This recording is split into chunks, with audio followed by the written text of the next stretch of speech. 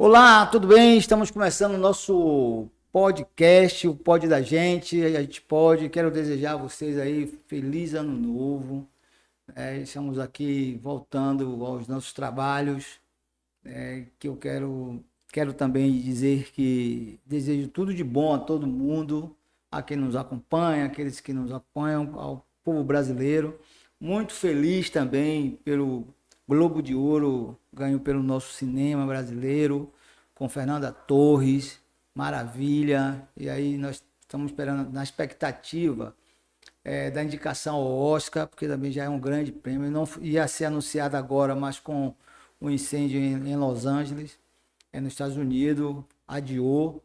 Mas o povo brasileiro precisa estar feliz e voltar aos cinemas, assistir peças teatrais, assistir filmes brasileiros. Tem muitos artistas brasileiros, independente da sua formação partidária, da sua coloração, mas sempre é importante conhecer a sua história, a história do seu povo, a história do povo brasileiro, principalmente. Estou muito feliz com a volta aí do teatro. Na época, quando ele surgiu, Los Catedráticos, eu assisti mais de 15 vezes. Eu todo final de semana ia porque era muito bacana, é uma crítica engraçada. Eu tá voltando ao teatro agora, eu vou aproveitar esse período para voltar a assistir o Los Catedráticos. Então, recomendo também. E também fico muito feliz aqui quando a gente dá algumas dicas, né? A gente tem falado muito do livro Água de Barrela. E outro dia eu vi um deputado nordestino até, ele dando essa indicação. Eu acho que ele está nos acompanhando, isso é importante, né, entender. Água de Barrela é um livro espetacular, principalmente para o povo brasileiro e para o baiano. Então, Água de Barrela. Então, não deixe de ir ao cinema, não deixe de assistir e ir ao teatro, né, acompanhar Los Catedráticos. Não fique aborrecido, não, porque ele deve fazer crítica aos pagodes, né, e tal, mas é muito bacana. E o Água de Barrela eu continuo indicando aí a garotada que ainda está de férias, que vai voltar de férias, né, é um livro que para você te acompanhar.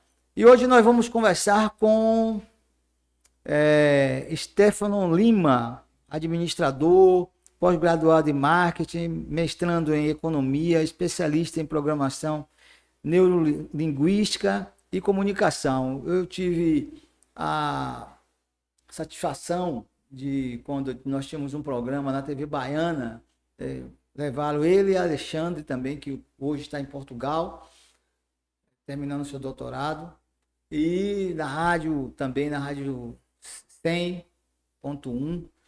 E na pandemia era que nos salvava para a gente conversar fazendo live, a live estourava. E hoje encontrando ele aqui no nosso podcast. Seja bem-vindo e o espaço é seu.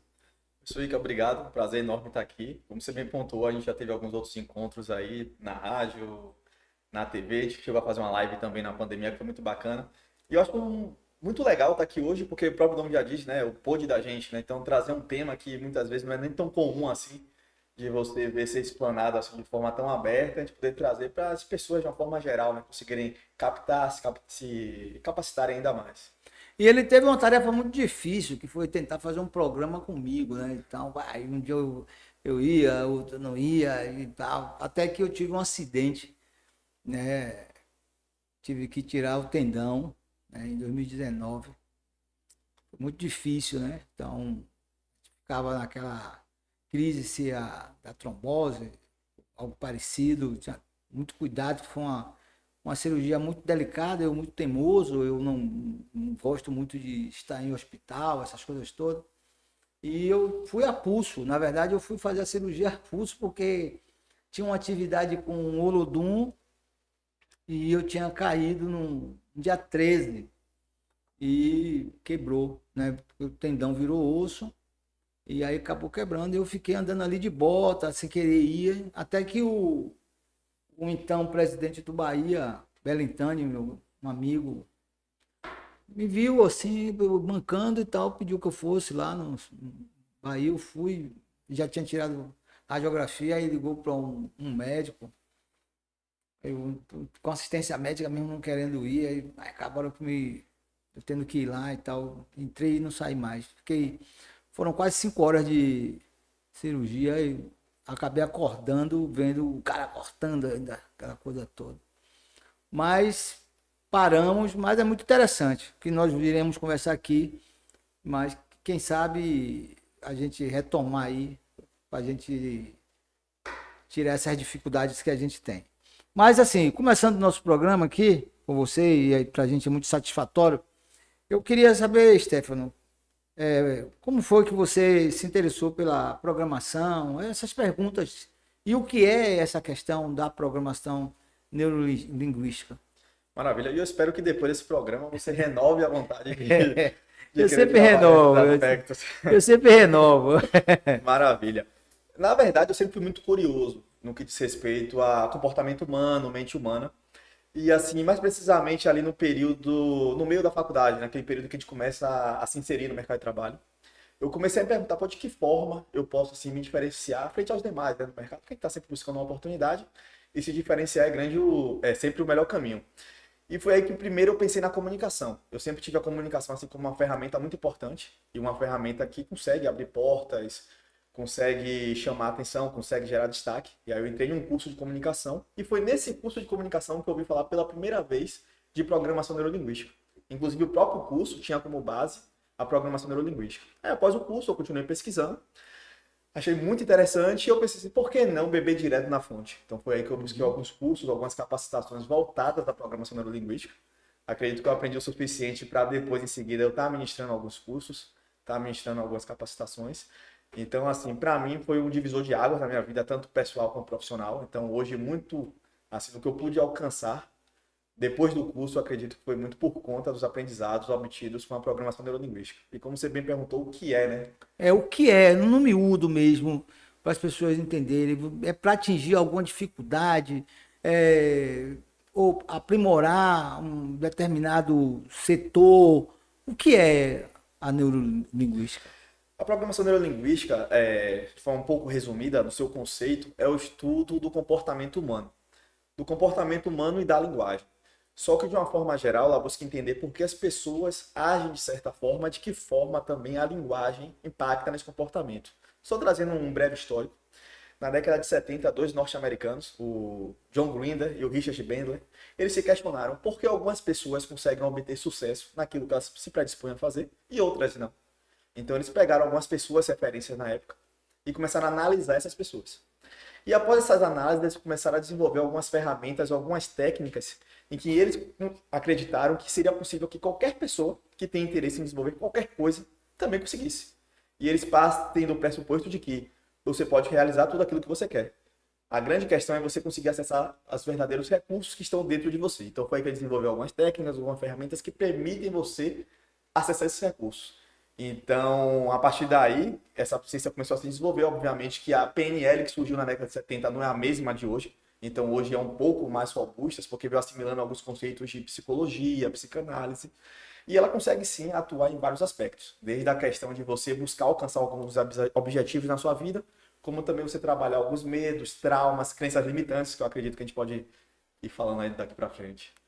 Então, na verdade, você estuda a neurolinguística, estuda o comportamento, né? E a partir desse estudo você pode aprimorar.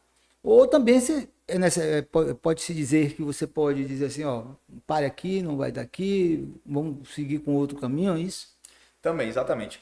Uma das coisas assim que a PNL traz bem é a diferença entre limite e limitação. Limite, por exemplo, é uma parede de concreto. Você não pode passar uma parede de concreto. É uma questão física, você consegue Só passar. Hulk pode. Hulk pode.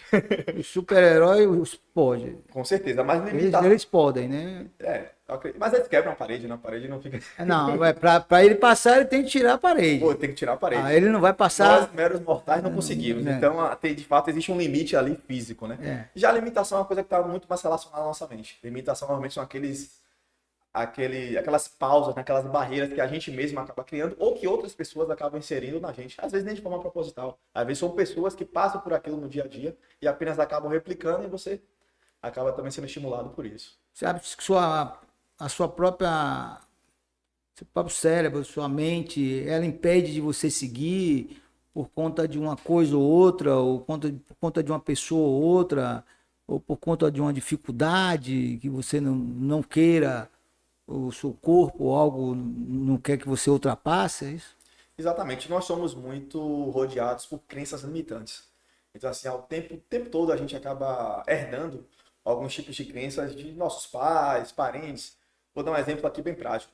Normalmente, famílias mais humildes, poucas pessoas têm a oportunidade de ingressar na faculdade, por exemplo. Então, normalmente, os avós nunca frequentaram a faculdade, os pais nunca frequentaram a faculdade.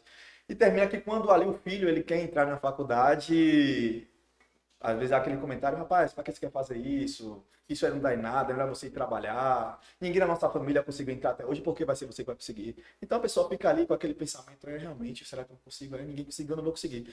Então, assim, como eu falei também anteriormente, muitas vezes não é por maldade, é porque ela foi criada naquele ambiente, foi também inserida por parte de outras pessoas, né? De que uma determinada pessoa financeiramente menos privilegiada não pudesse entrar em certos ambientes. E ela só vai repassando aquilo. Então é necessário que em algum momento você quebre com aquela crença limitante e você possa seguir um caminho diferente a partir dali.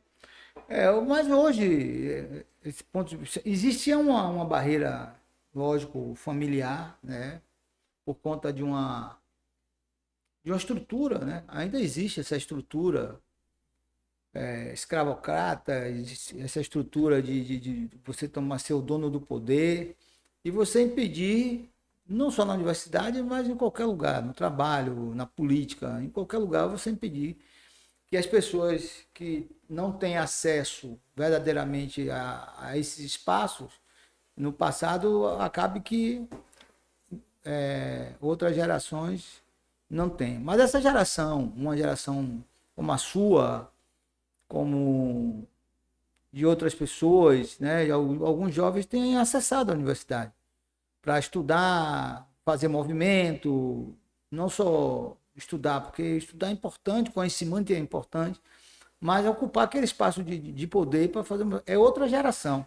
Mas mesmo assim, a gente encontra ainda na periferia muita gente sem perspectiva, entendendo que a educação não é o caminho, que o caminho sempre será a riqueza e o momento mais fácil, né?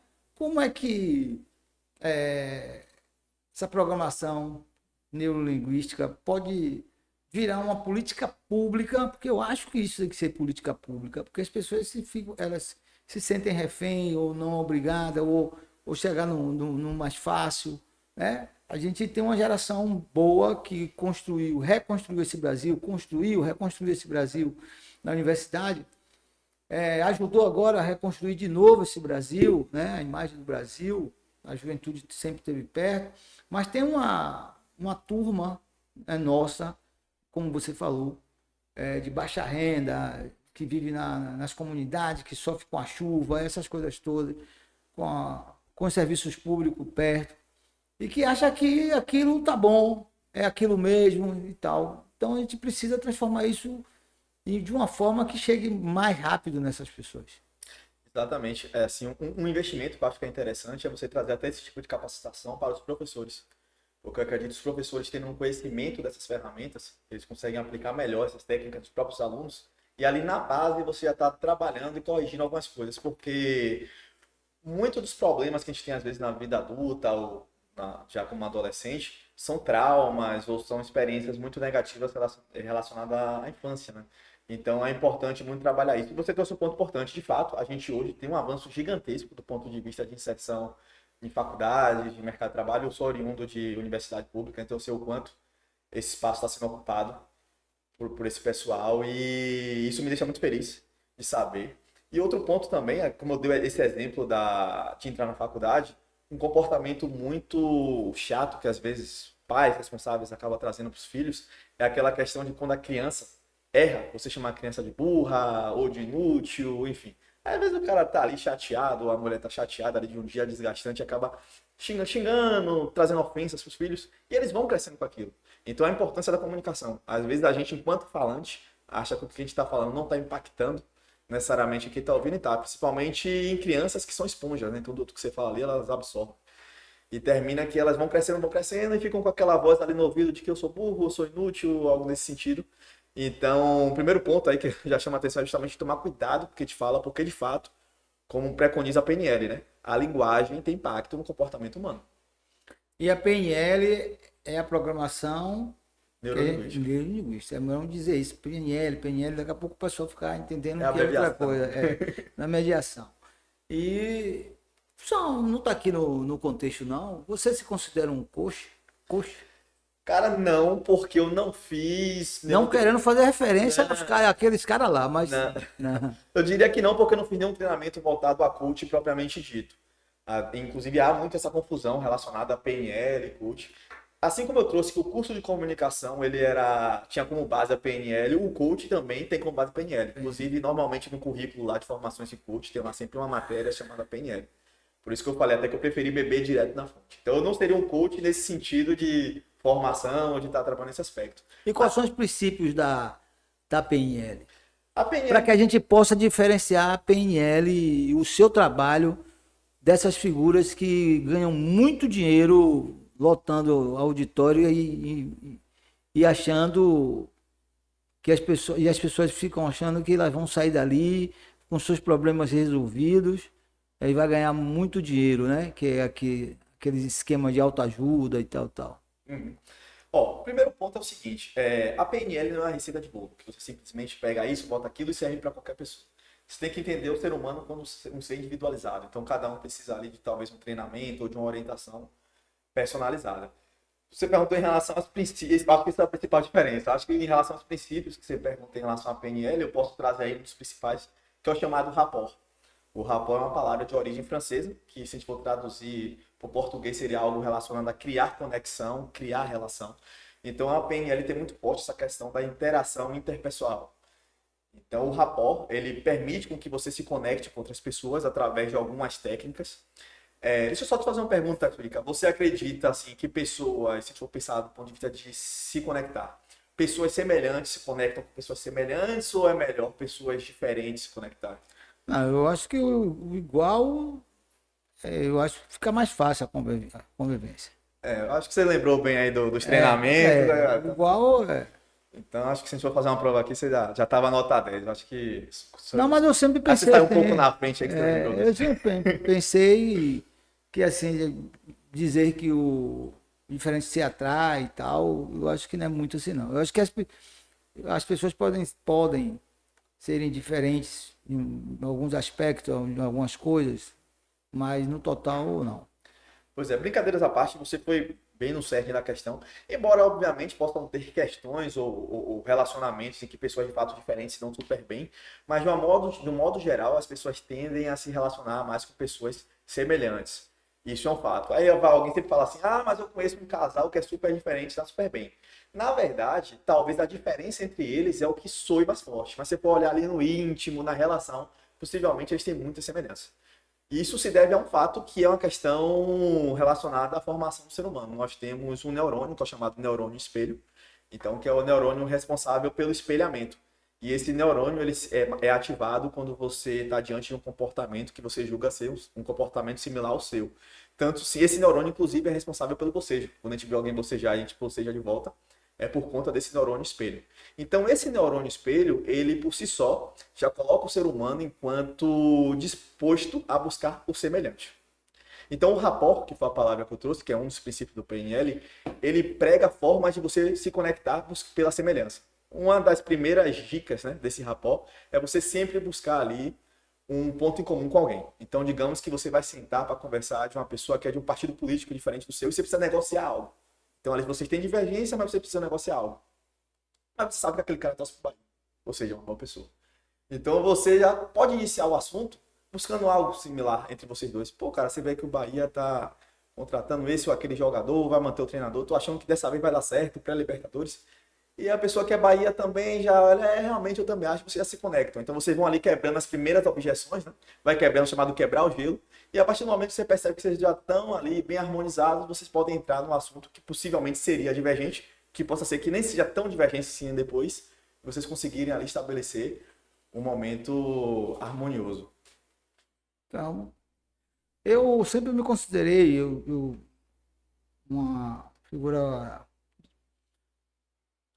um bom negociador, né? Que eu venho do sindicato, de limpe e tal. E sempre toquei busquei um ponto de saída, para que a gente não chegasse no extremo. Já teve extremo. Não, alguém vai chegar aqui, vai assistir esse vídeo, vai dizer, você outro dia fez uma greve, teve negócio de. Já. Mas de um bom tempo para cá, a gente negocia muito. Porque você não adianta entender que a database é junho, você tem que fechar em junho. Você pode fechar depois, se você retroagir, você não vai perder nada, entendeu? Não se perde nada. Isso é só uma bandeira para você levar algo para o trabalhador ou a trabalhadora de imediata, mas a gente entende que o mundo ele vai mudando e a gente vai se adequando a ele. Portanto, eu sempre tive esse aspecto para quebrar o gelo, né? Então, também quando eu não estou afim de quebrar gelo nenhum, não tá nem, vou até o fim. Agora vamos lá. Como a PNL pode nos ajudar a transformar hábitos e comportamento considerado negativos? Uma outra ferramenta, né, que a PNL traz é a chamada ressignificação. Ressignificação é um processo, o próprio nome acaba sendo bem sugestivo, de você trazer um novo significado a uma experiência, porque a experiência é única em si. Eu não sei se você lembra de uma live que a gente fez, da live que a gente fez, é porque nesse caso aqui a xícara ela não é transparente, mas vamos imaginar aqui que eu coloco a água na metade. A água está na metade, o fato é que a água está na metade. Mas qual a visão que você tem de que esse copo está meio cheio ou meio vazio? Então, na medida para eu entender se está meio cheio ou meio vazio, vai muito por conta das crenças e do meu pensamento. Mas um fato é, a xícara está no meio. O líquido está no meio. Então, a ressignificação entende que a experiência, ela em si, é um fato. E a partir daí, você pode trabalhar outras maneiras de você ter um outro olhar, uma outra visão a respeito daquele fato. Eu trouxe um exemplo, e só para ficar ainda mais forte, a questão da crença limitante, que foi o fato que a gente citou em relação a pessoas que são bombardeadas por pensamentos negativos ou por limitações, e é justamente ela trazer um outro olhar para esse fato, uma outra forma de encarar aquela situação. Obviamente que aí já existem, como eu posso dizer, técnicas mais minuciosas, que obviamente não dá para trazer necessariamente aqui no podcast, mas uma das ferramentas que a PNL traz consigo para trabalhar justamente essa questão de experiências negativas, etc., é o processo de ressignificação. Você acha que é um comportamento negativo a gente estar aqui fazendo essa entrevista e ao mesmo tempo eu estar trabalhando, mandando aqui uma mensagem, resolvendo aqui um problema? Você acha que isso é um comportamento negativo ou isso é uma capacidade positiva? Porque eu não estou me perdendo aqui nas nossas conversas. Não é porque a gente se encontrou lá em 2018, 2019 e tal, e que eu acompanho isso, mas você acha que esse é um comportamento negativo? Então, é um pouco aquela coisa, né? O combinado não sai caro. Como eu te conheço e como eu sei que você estaria prestando atenção, isso não me afeta. Mas de uma forma geral, quando você está conversando com alguém e você não traz a plena atenção para ela, pode soar uma coisa relacionada a um desinteresse. Inclusive, nesse processo de rapport que eu citei há pouco tempo, um dos elementos que a gente traz também é a questão do olhar. Então, quando você fixa, não necessariamente fixar no sentido de você ficar olhando para a pessoa sem parar, mas quando você traz o olhar para a pessoa, dá uma ideia de que você está prestando atenção nela e que você está entendendo. Como eu falei, eu já te conheço, eu sei que não seria o caso, mas em uma outra condição, você está se distraindo, ou então simplesmente você está falando com a pessoa e olhando para um lado para o outro, dependendo até de um processo de negociação, pode parecer que você está mentindo, que há também uma certa, não vou dizer necessariamente com a verdade absoluta, mas há um pensamento coletivo de que normalmente quando você está evitando o olhar, trata de uma questão de talvez de não ter confiança, enfim. Então, justamente para evitar esse tipo de julgamentos, é interessante quando você está conversando com alguém, sempre você evitar estar se distraindo com coisas, manter o olhar. Uma técnica também interessante que a gente traz é a ideia de você estar citando o nome da pessoa quando você conversa com ela. Dale Carnegie, que é um dos escritores da área de comportamento humano, ele costuma dizer que o nome talvez seja a coisa mais gostosa que a pessoa gosta de ouvir, porque afinal é o seu nome. E também traz a ideia de que você está sempre se referindo no sentido individual. Então, se eu estou aqui conversando, eu falo, não, porque Suíca, a gente fez a live, é porque Suíca, a gente fez o programa. Então, tipo, assim, eu estou sempre te referenciando. Então, isso também traz uma experiência gratificante para quem está conversando com você. Bom, estamos conversando aqui com o doutor Stefano Lima. Não é meu parente, porque eu tenho Lima também no final. Então, ele é especialista, administrador, pós-graduado e especialista em programação neurolinguística. Então, você nos ajuda aí no canal do YouTube, e nós iremos também passar aí no Instagram. É importante você participar. É muito interessante o que ele traz para a gente aqui. E quando você fala de que falando que a gente fala olhando, isso também é muito positivo do meu lado. Eu só falo olhando dentro dos olhos, entendeu? Não dá para você não estar conversando com a pessoa e não tratar ela olhando nos olhos. Sim. Ou você está com medo dela, ou você deve alguma coisa a ela, ou, né, ou você não está prestando atenção. Eu sempre fiz isso, desde a minha enquanto criança, juventude. Eu acho que é sempre assim, dizer não. Bem que eu tenho uma dificuldade muito grande de dizer não às pessoas. Eu sempre procuro buscar solucionar os problemas delas. Né? Mas se for dizer não, se for dizer sim, algo parecido, mas ela saiba que eu estou prestando atenção nela. Isso é importante. Isso é um ensinamento que a gente traz das ruas também. Então, é muito importante isso. Você pode falar um pouco sobre o que é a comunicação? O que é essa comunicação? Eu entendo, gosto muito de falar da comunicação, muito pelo que eu sou, da minha questão ancestral, espiritual, sou do candomblé, todo mundo sabe, e o orixá da comunicação, Exu, eu gosto. Tem dias, tem meses, tem anos que se eu deixar de falar, eu não falo nunca mais na minha vida. Aí não tem comunicação. Ou é comunicação também. Então ele não está mais a fim de falar comigo. Isso é uma comunicação. Você pontuou bem. Isso é a comunicação. Se eu não falar, ele não quer falar. Então... Tem umas brincadeiras assim de pessoas que mandam mensagem e não tem resposta, que falam assim, não receber mensagem também é uma mensagem, né? Então, eu acredito que seja justamente isso aí que você trouxe. Impossível não se comunicar, é impossível você não se comunicar. Se não for no formato verbal, que é justamente essa fala que a gente está tendo, é pela expressão facial, é pelo gesto. Então, a todo momento você está comunicando. E muitas vezes a ausência de uma comunicação formal, como você bem trouxe, é uma comunicação também. E a comunicação é um processo relativamente simples, que é composto por um emissor, que é uma pessoa que emite a mensagem, e um receptor, que é a pessoa que recebe a mensagem. Receptor ou receptores, né? Se você estiver falando para mais pessoas. E o interessante é que esse processo tem que ser cíclico, né? Então, na medida em que você emite uma mensagem, outra pessoa recebe, essa pessoa que recebe também emite uma mensagem, e aí continua. Senão, acaba sendo, de certa forma, até um monólogo, ou talvez não aconteça a mensagem, porque você está falando, digamos assim, por uma parede. E também tem os meios, né, em qual essa comunicação ocorre. Pode ser desde no meio presencial, como estamos aqui, como por telefone, e hoje em dia, que é um dos principais meios, que é o digital, através de mensagens. E eu até me arrisco a dizer que é possível que hoje o maior número de interação, de comunicação que a gente tem é talvez muito mais pelo celular, por mensagens, do que de forma presencial, se duvidar. E onde mora o risco, na verdade, porque aqui presencialmente, você está me vendo, eu estou te vendo, você está falando, eu estou vendo os seus gestos, então seus gestos reforçam o que você fala. E na mensagem, que é um texto frio.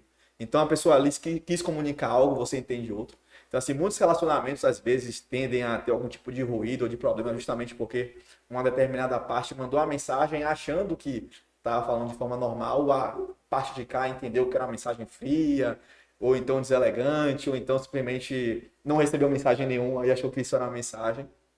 E teve ali uma ruptura. Então, assim, eu costumo sempre dizer, a comunicação é importante em todos os aspectos, seja no aspecto da fala, no aspecto da escrita e, digo mais, no aspecto da audição, porque a audição também faz parte do processo de comunicação. Então, muita gente acha que o comunicador é aquele cara que vai falando de forma eloquente o tempo todo. Não, não é isso. O bom comunicador também é aquele que ouve bem. Meu pai, que sempre gosto de citar ele sempre disse para mim essa referência, quando ele me viu nesse início de processo de comunicação. Ele me falou assim, meu filho, o bom comunicador não é aquele que fala bem, mas sim aquele que entende e se faz ser entendido. Então, assim, comunicação é isso, é você entender está muito atrelado a ouvir, e se fazer ser entendido também. Isso serve de dica aí para muitos comunicadores de rádio, de site, que acaba jogando aos ventos coisas que eles não apuram. É isso que eu quero entender, né? Que eu entendi, na verdade, é isso. Então, eu acho que qualquer notícia, qualquer mensagem, ela deve ser apurada. No momento que ela deve ser apurada, você pode emitir a sua opinião, ou soltar uma mensagem, ou reproduzir a mensagem. Então, não ficar vendendo algo do seu imaginário para que as pessoas tenham a raiva das outras pessoas. Então, eu acho que isso é muito importante. Então, agora tem uma outra questão. Qual é a dica que você dá para as pessoas que têm muita dificuldade em falar em público, né? Você está ali no movimento, tem muita gente de movimento, eu sou de movimento, eu aprendi a falar em assembleia, isso ou foi sendo incentivado por um diretor do sindicato que já faleceu, Paulo Anunciação, e ele dizia, ó, amanhã a gente vai fazer assembleia em Lauro, então vai treinando, pô, fazer, e desde lá então eu consigo fazer uma assembleia bacana, animar, passar a verdade para as pessoas, sem mentir. Mas tem muita gente que tem dificuldade em cantar. Eu tenho uma filha que canta muito bem, mas não adianta botar ela para cantar em lugar nenhum que ela não canta. Tem outra que falar em público é uma dificuldade. Então, qual é a dica que você dá para essa turma jovem começar a falar em público? Não de forma raivosa, mas de forma com conhecimento e tal, passando, porque é isso, o bom orador é aquele que passa um conhecimento, uma firmeza, algo parecido, entendeu? Muitas vezes essa dificuldade está muito atrelada ao medo, né? Ao medo de falar em público. E um Ao medo ponto... de errar, né? Exatamente, você foi perfeito. E eu gosto sempre de falar sobre essa questão do medo porque eu chamo a atenção no seguinte aspecto. O medo, a depender, ele pode se tornar seu aliado. Porque o medo, inclusive, é um dos sentimentos mais antigos, né, do ser humano. Inclusive, ele foi responsável pela seleção natural da espécie. Porque foi justamente o medo que fez o ser humano ficar ali alerta, ele se antever a determinados perigos. Então, o medo, ele tem um lado positivo, sim, por incrível que pareça. O grande problema é quando esse medo toma uma dimensão e se torna uma fobia ou algo nesse sentido. Então, é justamente aí quem tem que cortar.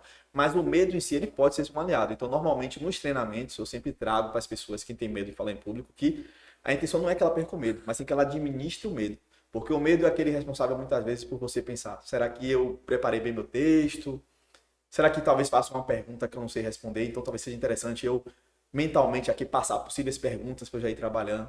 Então é muito importante você utilizar o medo enquanto aliado nesse aspecto. Mas na medida em que você começa a se apresentar, o interessante é que esse medo suma. Você perguntou em relação a dicas. Você quer complementar? Uma dica. Qual a dica? A dica é melhor tomar o curso com o Stefano Lima, mas porque não dá para o cara dar uma dica e amanhã você já está falando em público. Não é isso. Pois é. Mas assim, se você quiser se desafiar, pelo menos essa é a principal dica que eu deixo, que é se desafiar. Mas assim, é importante, antes de mais nada, você sempre buscar estruturar bem o texto. Então, quando você tem um texto bem estruturado e treina, por mais que o branco apareça, por mais que o nervosismo aconteça, quando você está bem treinado, você consegue superar esses obstáculos. Uma coisa que eu costumo fazer muito é estudar bastante um tema, de forma bem geral. Porque se eu esquecer alguma coisa, eu puxo outra. E um detalhe, aquele famoso branco, só é branco para você. Quem está te ouvindo não sabe o que, é que você ia falar. Então é a oportunidade que você tem de conseguir improvisar ali. Pô, não lembrei de algo, mas eu sei que o assunto todo fala sobre aquilo. Então na minha linha de pensamento eu ia falar sobre determinada coisa, mas não posso inverter, fazer o contrário. Então por aí vai. Então assim, o treinamento é importante, a disciplina é importante. É interessante também você se autoavaliar. Então fazer testes em frente ao espelho também é legal. Porque você fazendo um teste em frente ao espelho, você começa a identificar se você é muito parado, se você anda muito, se você balança muito os braços, se você fala muito devagar, se você fala muito rápido, fala muito alto, fala muito baixo. Então, pelo menos são essas dicas aí que eu deixo. Agora, eu não sou de um especialista em comunicação, mas o legal é você não ficar imitando ninguém, né? Nem inventando histórias, nem falando muito difícil, né? Porque você vai para uma assembleia de trabalhadores, não adianta falar difícil, é falar o básico, falar o que é real. E nem ficar imitando ninguém, né? Querendo ser o que você não é. Exatamente. Então precisa ser você e tocar o barco. As pessoas que fazem essa programação, esse curso com você, Stefano, qual é o resultado que ela pode esperar? Em quanto tempo ela pode aplicar o que ela aprendeu com você?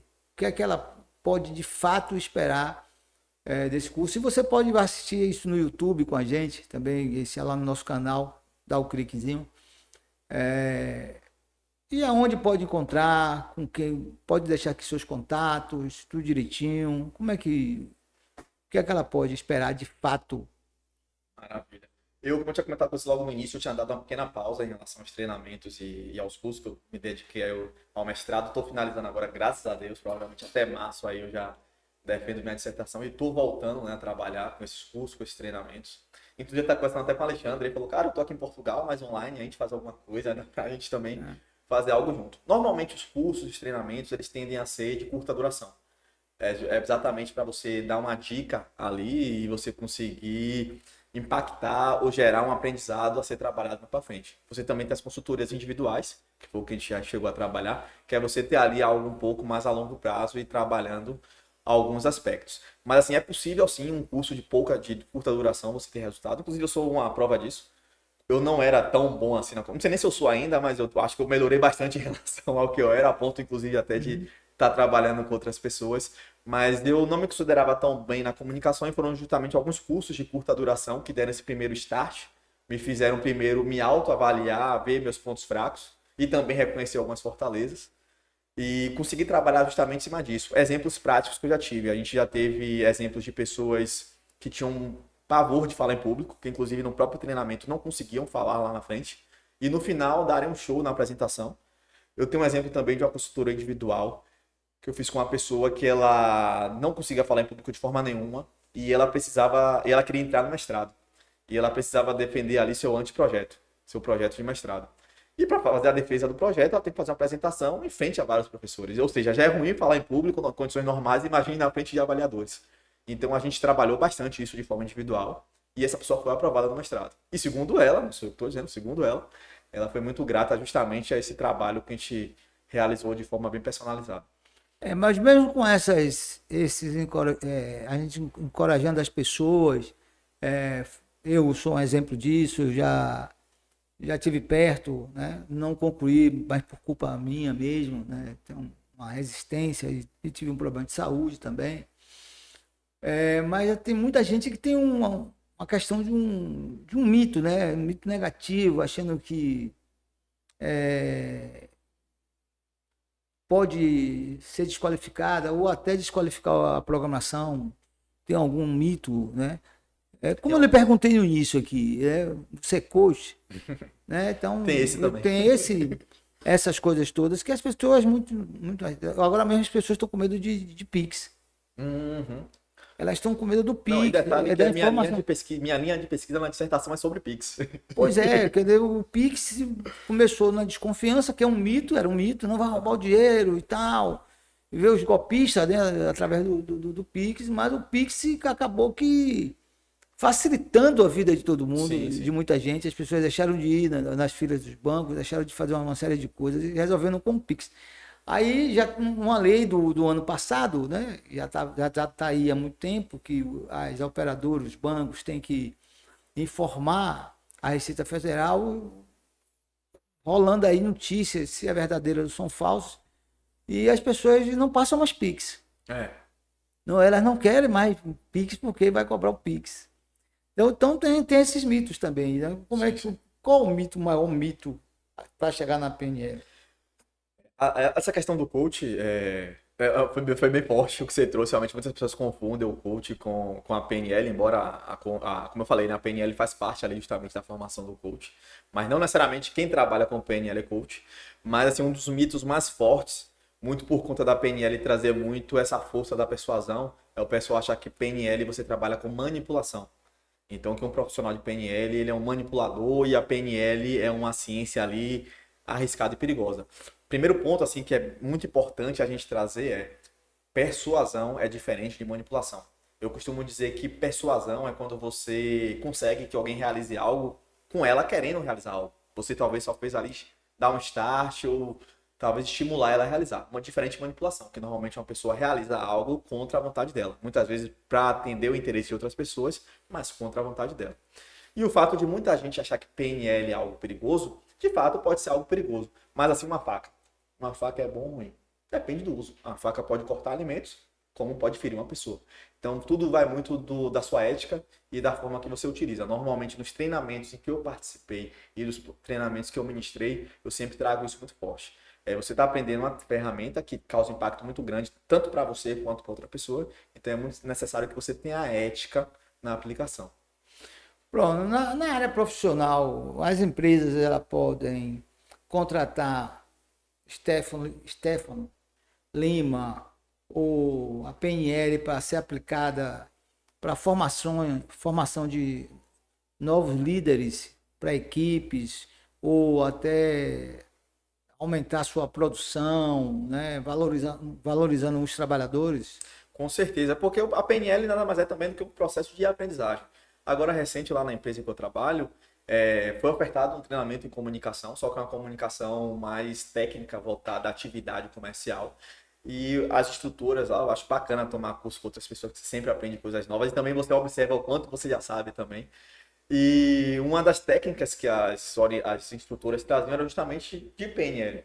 Então, assim, PNL é muito forte porque trabalha nesse aspecto de aprendizagem. Então, na medida em que você utiliza a linguagem para conseguir melhoria em comportamentos, também inspiram questões relacionadas à liderança. Então, pessoas principalmente que querem ocupar cargos de lideranças, elas precisam conseguir se comunicar melhor e precisam também trabalhar melhor os seus funcionários. Então, um líder que tem, não necessariamente PNL, mas qualquer outras ferramentas que tenham um impacto no aspecto comportamental é interessante. Inclusive até para você desenvolver treinamentos para sua equipe. Uma vez que com algumas técnicas de PNL você consegue trabalhar o autoconhecimento, você conhecendo melhor sua equipe, você consegue ter ali um treinamento mais personalizado, você consegue atingir realmente onde é necessário, ao invés de estar comprando cursos diversos, de coisas diversas, que às vezes não tem aplicação nenhuma. As propagandas hoje no audiovisuais, que tem muito aí no Instagram e tantas outras ferramentas, mostrando um trabalhador alegre, algo. Isso é uma forma de comunicação para limpar a imagem da empresa. Ou, porque eu não vejo, sabe, trazendo isso, eu tenho visto muito hoje, nunca vi tanto na minha vida se utilizar trabalhadores e trabalhadoras de limpeza urbana para fazer um movimento na cidade. Que seja para as pessoas tenham saberem como é que faz o descarte do lixo, a reciclagem. Vamos mostrar um trabalhador alegre, aquela coisa toda, mostrando de fato a importância daquele profissional, né? Daquela profissional. Mas eu entendo muito que isso mostra muito mais a marca da empresa, né? E isso acaba sendo uma propaganda gratuita para a empresa, né? Então, se o trabalhador se negar também tem penalidade. Sabe, né? Já sabe como é que funciona. Mas assim, essa é uma forma de comunicação também para poder limpar a imagem, né, desse setor. Vamos falar desse setor que eu trabalho, que é o setor de limpeza urbana, ou de qualquer outro setor também. Sim, aí eu entro até numa coisa, uma questão além da PNL, né? Como você bem trouxe, eu tenho especialização em marketing, né? Pós-graduação em marketing. E aí acaba entrando. E marketing tem relação também com programação neurolinguística, porque é comunicação, né? Então, é uma ferramenta assim muito utilizada, você utilizar. Não à toa que tem alguns cargos políticos executivos que também se vestem de profissional de limpeza, como a gente teve um caso recente lá em São Paulo, que se veste de motorista de ônibus, que se veste de... Então, é uma forma que eles utilizam também para tentar se conectar mais ao público. Não quero entrar no mérito se é certo ou se é errado, mas do ponto de vista técnico, é uma forma, uma ferramenta que eles têm e acreditam que se você, digamos assim, se personificar de um trabalhador público, de um trabalhador mais, de trabalhos mais populares, você tende a se conectar mais com o popular. É uma estratégia, inclusive, também de PNL, né? Porque É dá uma, relação. é uma estratégia muito boa, né? Porque eu fico atento a muita coisa. Às vezes eu me perco porque eu fico olhando para todos os lados e acabo me perdendo em algumas coisas. Sim, Mas eu fico muito atento naquilo que é de minha responsabilidade. Então eu tenho visto isso, sim. né? Mas às vezes chama atenção, às vezes fica até exagerado, né? É, você vê que não é natural, né? Não é natural, não é uma coisa correta e tal, mas é importante para a própria empresa. Aí, às vezes, o próprio trabalhador ou a trabalhadora não percebe isso, né? Eu acho que é muito do feeling também da sua empresa. Então, vamos lá. Se você é um chefe que você já não é bem visto pelos seus colaboradores. Tem até um norte-americano agora que criou uma empresa que você pode xingar seu chefe. Você contrata ele não precisa dizer o nome, Desde aí que não seja demitido depois da última. não, você não viu você não viu, não soube dessa notícia, Não, é a não? primeira vez que tô sabendo Um agora. norte-americano, ele contratou uma empresa, ele criou uma empresa para você mandar mensagem para o seu chefe. Ah, maravilha. Aí você contrata ele, ele vai lá e entrega a mensagem ao chefe, ao seu chefe, xingando o chefe e tal. O chefe não vai saber quem é o cara. Sim, sim. Então, mas também é uma forma de comunicação, então, muito boa. Você utilizando uma outra pessoa, claro, uma outra empresa. Sim, sim. Mas já tem, já. Isso aí. Vamos lá. É, muitas pessoas, mandaram a mensagem aqui, muitas pessoas que estão em busca de emprego, muitas vezes procurando primeiro emprego, essa história de primeiro emprego é incrível, né? Como elas devem se preparar para se portar, né? Se comportar em uma entrevista. A PNL pode ajudá-la nesse sentido também? Pode, a PNL. Primeiro precisa arrumar um emprego, né? Porque para você ter um profissional de PNL para lhe ajudar, só ele dando dica aqui agora a você. Porque um curso para você arrumar o primeiro emprego, você vai gastar um dinheiro também, porque não é barato, não é de graça, né? Não, tem muitos cursos também, gratuitos. Tem muita. Hoje no YouTube aí você entra, tem muita dica, muita coisa. Agora, não necessariamente é a dica mais correta, né? Mas é importante ter esse feeling. Mas assim, Eu não acredito muito nesse negócio de EAD, entendeu? Eu tenho essa dificuldade de fazer sim, sim. qualquer curso. Mas tem gente que se dá bem, né? É uma questão de você justamente identificar o que você age melhor. Por exemplo, eu sempre fui um aluno assim que sempre gostei de sentar na frente da sala. Alguns colegas brincavam assim, dizendo: Ah, esse daí gosta de puxar saco do professor, sentar na frente. Falei, cara, é porque para eu conseguir prestar atenção na aula, eu tenho que sentar na frente. Porque se eu sentar atrás, eu me distraio muito rápido. Então, assim, você identifica o que para você é melhor. Para mim é melhor sentar na frente. Para você é melhor fazer um curso presencial do que online. Então, o importante é isso. E em relação às dicas do primeiro emprego, é muito importante, antes de mais nada, você ser verdadeiro, mas ser verdadeiro até certo ponto. Então, por exemplo, muitas pessoas que tiveram um emprego anterior e vão buscar um novo emprego, elas tendem a, às vezes, falar mal do antigo empregador, falar mal de antigos colegas de trabalho. Isso daí é um perigo, é uma iniciativa péssima. Então, você evite falar mal do emprego anterior, se eventualmente você for questionado por que você saiu. É sempre bom você falar algo do tipo que não conseguiu se adaptar, enfim, trazer algumas outras justificativas mais genéricas e que, de certa forma, soem a verdade do que necessariamente falar mal da empresa. Outra coisa é você buscar se preparar bem, pesquisando a respeito da empresa. Então é muito importante que você conheça bem a empresa a qual você está se candidatando e você possa utilizar até essas referências, esses conhecimentos na própria fala. Então, na medida em que você está ali falando com o entrevistador e ele te questionar alguma coisa, você pode até utilizar, não, mas essa empresa também, eu sei que ela é uma empresa que é reconhecida, que ganhou o prêmio, não sei aonde, não sei o quê. Isso para mim é muito interessante saber disso, porque eu gostaria muito de trabalhar numa empresa que é reconhecida e que tem tantas premiações. Então, trazer aspectos relacionados de verdade, relacionados à própria empresa, traz uma ideia de que você se interessou, né? Que você demandou tempo em estar pesquisando e que, obviamente, você tem interesse naquele emprego. A PNL, a programação, estamos conversando aqui com o doutor Stefano Lima. A PNL, ela é um curso que tem começo, meio e fim, ou ela não tem fim? Não tem fim. Mas se a gente for pensar do Se ponto... ela não tem fim, como é que você aplica ela na sua vida, a vida do Dr. Stefano, no dia a dia? Maravilha. Como eu bem trouxe para você, a minha vida, assim, eu posso dizer que tem um divisor de águas, né, entre o período antes de eu ter conhecimento da PNL, estratégia de comunicação de uma forma geral, e após. Então impacta muito na minha vida, principalmente em processos de negociação. Hoje eu sou gestor comercial da empresa que eu trabalho, então estou a todo tempo, né, negociando com clientes, fornecedores, grandes empresários. Inclusive eu trabalho com um produto agrícola, então eu trabalho com o pessoal do agronegócio também. Então assim, para você estar negociando é muito importante você ter o feeling, você saber o que falar, você buscar se conectar. Então é muito aplicado nesse aspecto na área profissional, na área acadêmica também. Então, para você conseguir estar ali lidando com os colegas de faculdade, você conseguir manter relações duradouras, né, durante todo o período da faculdade, que tem até alguns memes assim no Instagram que dizem que você começa a faculdade com não sei quantos amigos, quando termina só tem um ou dois. E graças a Deus eu sempre pude fazer boas amizades aí durante esse percurso.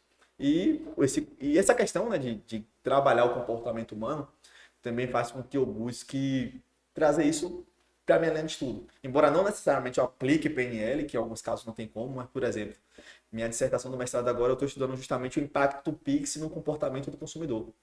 Então você vê que eu trago ali a ideia do comportamento. Obviamente que eu trago teorias econômicas, não há muito espaço ali para PNL, mas comportamento é comportamento, né? Você realmente entender um determinado efeito externo causa impacto no comportamento, e é justamente isso que eu Eu acho que a transferência de Pix, a utilização do Pix esses dias aí diminui bastante.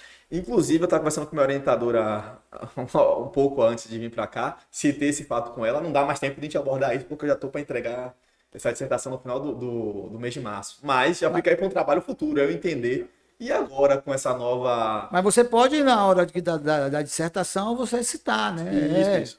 No Posso citar e fica como um trabalho futuro, né? futuro. No próximo trabalho eu trazer. E aí depois que teve essa, se eu não me engano, uma instrução normativa, né? Que traz essa... Uma lei, rapaz. É uma lei que uma lei? desde o ano passado que Você entende melhor que eu aí.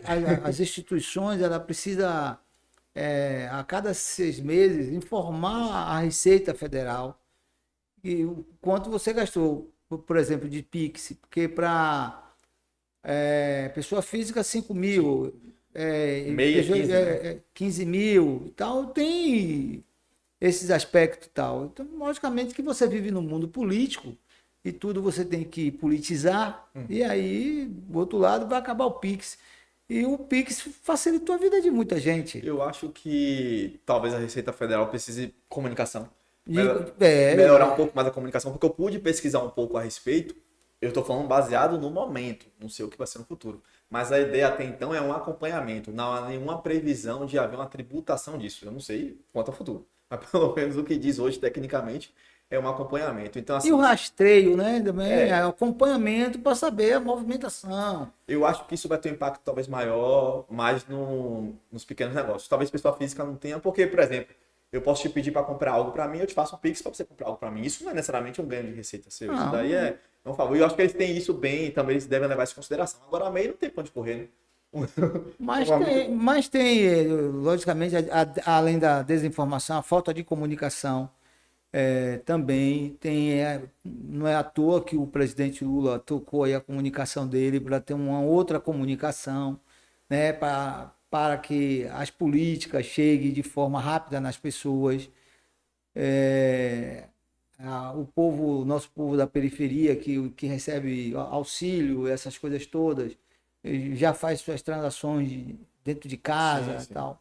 Evita muita coisa, mas isso tem causado realmente um problema. E eu tô até estranhando um pouco, não só a Receita Federal, como também o Banco Central, não terem emitido, espero que, né, ainda hoje, não sei, vai que mais tarde, né, mas que eles emitam algum tipo de comunicação mais esclarecedora, né, porque realmente suscitou muitas dúvidas, muitas fake news, como você bem colocou. Acho que isso é um prato cheio aí para aquelas pessoas que já não gostavam do Pix, então é um prato cheio aí para justamente detonar.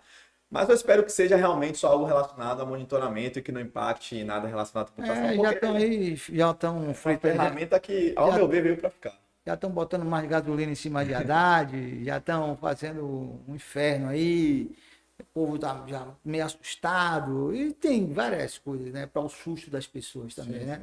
Não é só a taxação, não é vários aspectos que fogem do mundo. Como a informação do governo foge do mundo real, da vida das pessoas, a vida das pessoas não está no mundo real do governo. Então, tem muito isso. Então, quem está mais próximo sabe por que está funcionando essas coisas. Mas, para mim, foi uma satisfação te receber aqui. Queria que você deixasse aí algumas dicas, se você quiser, se deixar seus contatos quando você voltar, ou quem tiver a fim de uma consultoria, porque aí trabalha em empresa, mas trabalha sábado e domingo, não tem problema com ele. Quem quiser fazer uma consultoria com o Stefano, é interessante. Eu acho que trabalhar a programação neurolinguística é muito interessante. Eu acompanhei um pouco, mas o resultado não é tão rápido, mas chega. Então, uma satisfação. Esperar que você volte aqui junto com o Alexandre, ou se você precisar aqui do espaço para poder você passar a sua comunicação, pode ficar à vontade. Maravilha. Suica, obrigado pela oportunidade mais uma vez. Você tem sido um grande parceiro aí. Então, assim, foi minha estreia. Espero realmente voltar mais vezes aí, estar trazendo mais dicas. Em relação, você falou em relação a deixar algumas dicas, né, em relação à comunicação, assim, de forma resumida, até com o intuito mesmo de sintetizar, né, o que foi falado durante todo esse processo. Eu citaria os 4 Vs, né, da comunicação, que é justamente velocidade, volume, vocabulário e... Vixe, agora faltou. Velocidade, volume, vocabulário e... Vixe, agora me faltou o último V. Deixa eu só dar uma pescada aqui, porque isso acontece também. Mas isso é normal. Isso é normal. Não voz, claro, voz. Então, é justamente a ideia da imposição vocal, a ideia do vocabulário, que é muito importante. Então, é necessário você também utilizar o melhor vocabulário para o melhor meio. Então, se você está falando para um público mais popular, você utilizar uma linguagem popular. Se é um público que seja mais técnico, a linguagem mais técnica. O volume, justamente o volume vocal que você traz ali. E também a velocidade, né? Não adianta também você falar muito rápido, falar muito devagar, aos momentos certos de você estar trabalhando isso. E quem quiser me acompanhar, tem meu Instagram, pode citar o Instagram. Pode, tudo, isso que você... Stefano Lima 92 e também o meu LinkedIn, que é a rede profissional, onde você pode acompanhar mais meu trabalho, entrar em contato, que é Stefano Lima. Não sei muito bem como é que se procura no LinkedIn com arroba, mas se jogar lá Stefano Lima no LinkedIn, com certeza você me encontra. Pronto, valeu. Esse foi mais um Pode da gente. A gente pode com um grande amigo, Stefano Lima. Maravilha, obrigado.